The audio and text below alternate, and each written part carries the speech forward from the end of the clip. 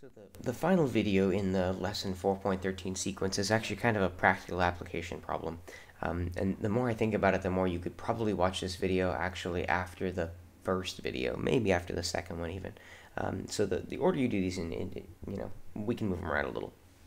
I really wanted to give a practical application for like where the heck are we ever going to use the fundamental theorem, the second fundamental theorem of calculus. I've mentioned in class that the AP exam does have a lot of word problems in it. And there is a very specific use for this thing in the context of word problems. So I've already got one of those worked out, and I'm going to bring that up now. So here's the setup. You've got a water tank. The water tank's being filled such that the amount of water in the tank at any given time is this function, which is sort of what I referenced back in the first video, or maybe the second video. This idea that, in fact, I know it was the first video, it may be important for us to have some function that will always tell us what the amount of water in the tank is. And the amount of water in the tank will always be the integral from 1 up to whatever time it is of some function, right?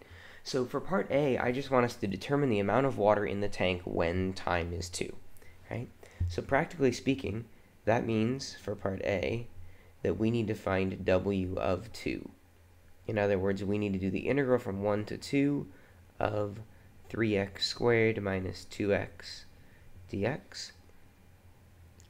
So W of 2 is, well, let's see here, this integral is going to end up being x cubed minus x squared, evaluated from 1 to 2.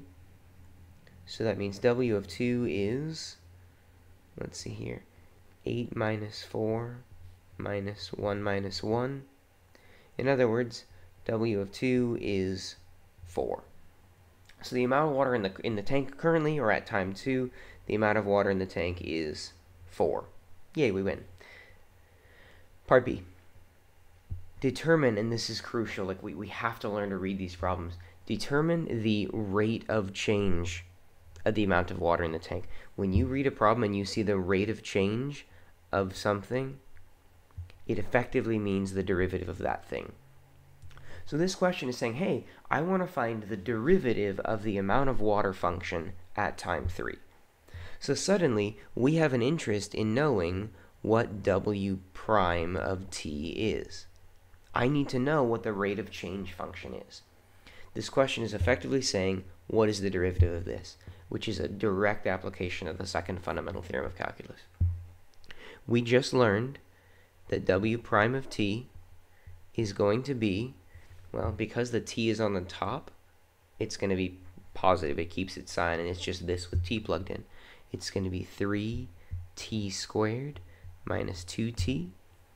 So great, if you want to know the rate of change of the amount of water at time 3, we just plug in 3.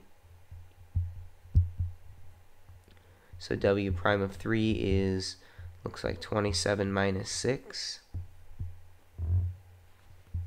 which means that W prime of 3 is 21. So there you go. That's the rate of change of the amount of water in the tank at time 3. So then the last part, part C, is asking, is the amount of water in the tank increasing or decreasing at time 3?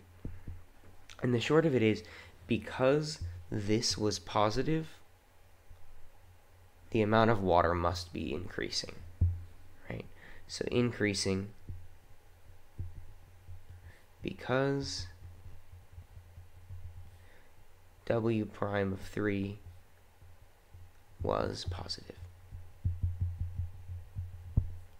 I really just wanted to go through that one quick application. That's the end of this video. Good luck with the assignment.